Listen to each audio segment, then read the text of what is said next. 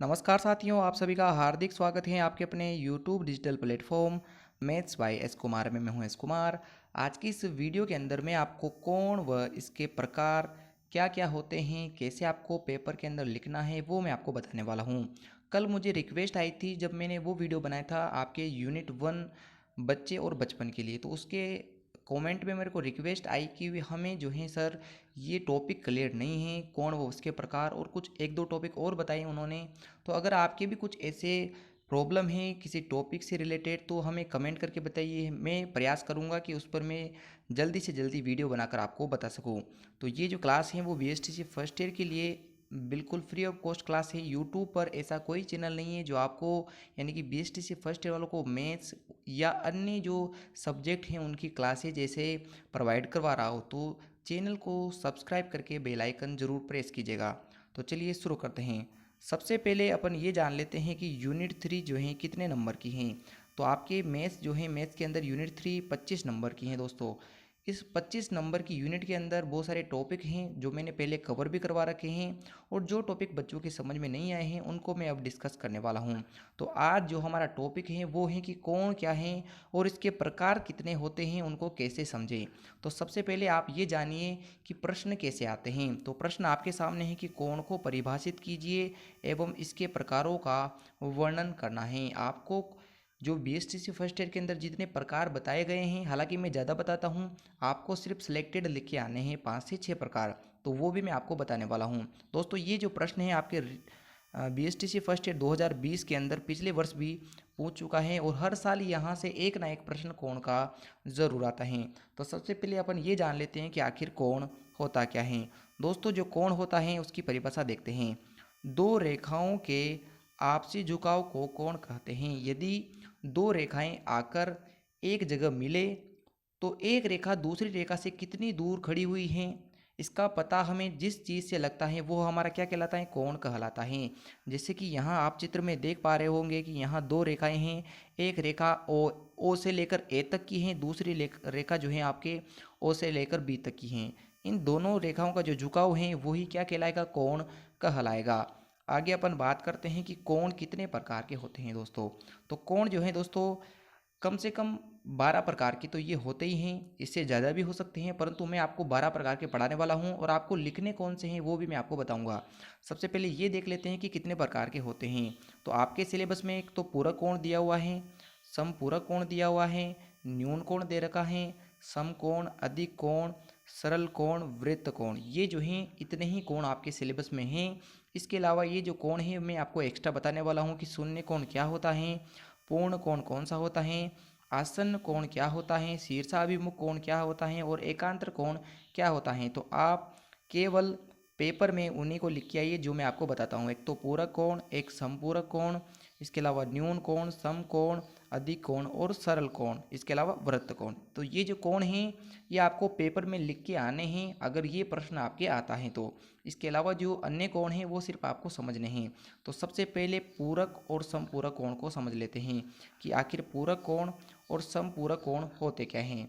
दोस्तों ऐसे दो कोण जिनका योग कितने डिग्री हो, 90 डिग्री हो, वो तो कौन से कोण कहलाते हैं, पूरक कोण कहलाते हैं। जैसा कि आप इस आकृति में देख पा रहे हैं यहाँ दो कोण हैं और एक्स और वाई। अगर ये दोनों कोण मिलकर 90 डिग्री हो जाते हैं तो ये जो कोण है आपका क्या कहलाएगा, पूरक कोण या कोटि पूरक कोण कहलाएगा। इंग्लिश में इसे सप्लीमेंट्री एंगल भी कहते हैं। तो बट आपको हिंदी में याद रखना है कि कोटि पूरक कोण या पूरक कोण वे होते हैं जहाँ दो कोण मिलकर 90 डिग्री बनाए। और अगला है कि ऐसे दो कोण जिनका मान 180 डिग्री हो। यदि दो कोण जोड़ने में कितना आ जाए, 180 डिग्री आ जाए, तो वो क्या कहलाएंगे, समपूरक कोण कहलाएंगे। जैसा कि आप यहाँ फोटो में देख पा रहे हैं, ऊपर एक लाइन बनी हुई है, उसके ऊपर एक और लाइन खींची गई है जिसके दाएं बाएं दो कोण हैं एक्स और वाई, और ये जो एक्स और वाई कोण हैं इन दोनों का योग कितना हो जाएगा, 180 डिग्री हो जाएगा। यदि कोण जोड़ने में 180 हो तो समपूरक, 90 हो जाए तो पूरक कहलाते हैं। आगे अपने को और कोण देखने हैं जो कौन कौन से हैं। दोस्तों शून्य कोण में आपको बताने वाला हूँ। शून्य जो कोण होता है ये क्या होता है, इसके लिए दो रेखाओं की आवश्यकता नहीं पड़ेगी। सबसे पहले तो आप ये जान लीजिए कि दो रेखाओं के बीच बनने वाला कोण कौन सा नहीं होता है, शून्य कोण दो रेखाओं के बीच में नहीं बनता है। ये केवल एक रेखा या एक रेखाखंड द्वारा बनता है। जैसे मान लो ओ से लेकर आपके पास एक रेखा जा रही है ए तक, तो एक रेखा जो है दूसरी रेखा जब तक उसके सामने नहीं होती है, उसके पास नहीं होती है, तो कोई कोण बनाएगी नहीं। जब कोई कोण बनेगा ही नहीं तो वह कोण क्या कहलाएगा, शून्य कोण कहलाएगा। अगला जो कोण है उसका नाम है न्यून कोण। अब इस न्यून कोण को भी अपन समझने का प्रयास करते हैं। वह कोण जो 0 डिग्री से तो बड़ा हो और 90 डिग्री से छोटा कोण हो। आपको याद रखना है, ऐसा कोण जिसका मान 0 डिग्री से बड़ा और 90 डिग्री से छोटा हो वह कोण क्या कहलाएगा, आपके न्यून कोण कहलाएगा। दोस्तों जो न्यून कोण होता है उसका मान 90 डिग्री से छोटा रहेगा और 0 से बड़ा रहेगा। तो यहाँ एक कोण बना रखा है जिसका मान है 30 डिग्री, तो यह कोण क्या कहलाएगा, आपके न्यून कोण कहलाएगा, क्योंकि इसका मान 90 से छोटा है और 0 से बड़ा है। आगे अपन बात करते हैं कि इसके अलावा कौन कौन से कोण होते हैं। आगे हमारे पास कोण है समकोण। तो दोस्तों समकोण वह कोण होता है जिसका मान कितने डिग्री हो, 90 डिग्री हो। इसके अलावा दो लंबवत रेखाओं के बीच बनने वाला कोण। अब ये आपको लिखना नहीं है, ये समझने की बात है। जब रीड में प्रश्न आता है, क्योंकि आपको आगे जाके रीट की तैयारी करनी है लेवल 1 या लेवल 2 की, तो वहाँ आपसे पूछेगा कि दो लंबवत रेखाओं के बीच जो कोण बनता है वो कौन सा होता है। तो मैं आपको समझा देता हूँ। एक लंबवत रेखा यानी सीधी रेखा ऊपर वाली है, एक सीधी रेखा इधर वाली है। इन दोनों के बीच जो कोण बन रहा है वो कोण क्या कहलाएगा, आपके समकोण कहलाएगा। कितने डिग्री का कोण कहलाएगा, 90 डिग्री का कोण कहलाएगा। आगे अपन बात कर रहे हैं अधिक कोण की। अब अधिक कोण क्या होता है, समकोण से तो बड़ा रहेगा और 180 डिग्री से छोटा रहेगा। यानी कि वह कोण जिसका मान 90 से तो बड़ा हो और 180 डिग्री से छोटा हो वो क्या कहलाएगा, आपके अधिक कोण कहलाएगा। और अधिक कोण जो है दोस्तों, मैंने यहाँ एक फोटो बना रखा है 120 डिग्री। 120 डिग्री आप जानते हो 90 से तो बड़ा होता है, 90 डिग्री से तो क्या है ये बड़ा है, और 180 डिग्री से अगर अपन बात करें तो उससे तो ये छोटा कोण होता है। आगे और कोणों की अपन बात करते हैं। आगे जो कोण है हमारे पास उसका नाम है सरल कोण या ऋजु कोण। एक लाइन के अंदर एक सरल रेखा में जो कोण बनता है एक तरफ वाला वो क्या कहलाता है, आपके सरल कोण या ऋजु कोण कहलाता है। इसका मान कितना होता है, 180 डिग्री। तो 180 डिग्री वाला कोण या दो विपरीत रेखाओं के बीच बनने वाला कोण क्या कहलाता है, आपके 180 डिग्री वाला कोण यानी कि सरल कोण कहलाएगा। तो आपको याद रखना है कि जब दो विपरीत रेखाएं एक बिंदु पर मिले तो वहाँ जो कोण बनेगा वो कौन सा रहेगा, सरल कोण। जैसे कि यहाँ ओ से लेकर एक रेखा इधर जा रही है और ओ से लेकर दूसरी रेखा इधर जा रही है, और इन दोनों के बीच जो कोण बन रहा है वो कौन सा है, 180 डिग्री का कोण। तो आपको ये भी याद रखना है कि कोण जो है रेखाओं के अकॉर्डिंग बनते हैं। जब दो रेखाएं मिलती हैं तो उनकी पोजीशन के हिसाब से, उनकी स्थिति के हिसाब से कोण बदलते रहते हैं। जैसे इससे पहले मैंने आपको बताया था कि दो रेखाएं लंबवत हो तो समकोण, दो रेखाएं अब विपरीत आ जाए तो 180 डिग्री का कोण बन जाएगा। आगे अपन बात कर रहे हैं वृत्त कोण या प्रतिवर्ती कोण। अब प्रतिवर्ती कोण या वृत्त कोण क्या होता है, जो सरल कोण से बड़ा हो। तो ऐसा कोण जिसका मान 180 डिग्री से ज़्यादा हो और 380 डिग्री से कम हो वो क्या कहलाता है, आपके वृत्त कोण या प्रतिवर्ती कोण कहलाता है। जैसे कि यहाँ एक कोण है 250 डिग्री। अब 250 डिग्री जो कोण है आपको स्पष्ट रूप से दिखाई दे रहा होगा कि इसका मान जो है 180 से ज़्यादा है और 360 से कम है। तो यह कोण क्या कहलाएगा, आपके वृत्त कोण कहलाएगा। आगे अपन जिस कोण की बात करने वाले हैं वो कोण है पूर्ण कोण, यानी संपूर्ण कोण किसे कहते हैं। दोस्तों ऐसा कोण जिसका मान कितने डिग्री हो, 360 डिग्री हो, क्या कहलाता है, संपूर्ण कोण कहलाता है। अब संपूर्ण कोण के लिए रेखाओं की स्थिति क्या होनी चाहिए, तो दोनों रेखाएं एक दूसरे के ऊपर होनी चाहिए, यानी कि समपाती होनी चाहिए। यदि दो रेखाएं समपाती हैं, एक दूसरे के ऊपर आकर मिल रही हैं, तो वहाँ जो कोण बनेगा वह कोण क्या कहलाएगा, 360 डिग्री का कोण कहलाएगा। तो सबसे पहले आपने 0 डिग्री का कोण देखा है, वहाँ सिर्फ एक रेखा की आवश्यकता होती है।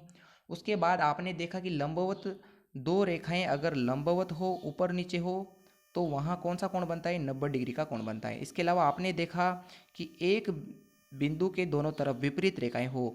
अगर विपरीत रेखा है तो कौन सा कोण बनता है? 180 डिग्री। इसी प्रकार यदि एक रेखा के ऊपर दूसरी रेखा भी बन रही हो तो वहाँ कौन सा कोण बनता है? 360 डिग्री का कोण बनता है। तो आपको ये याद रखना है क्योंकि ये इंपॉर्टेंट चीज़ें हैं जो आपसे पूछ ली जाती हैं।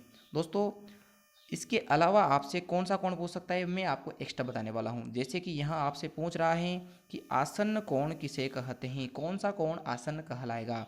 तो दोस्तों ऐसा कोण, ऐसे दो कोण जिनकी एक भुजा उभयनिष्ठ हो और एक शीर्ष भी क्या हो? उभयनिष्ठ हो। अब शीर्ष और भुजा क्या होती है मैं आपको समझाने वाला हूँ।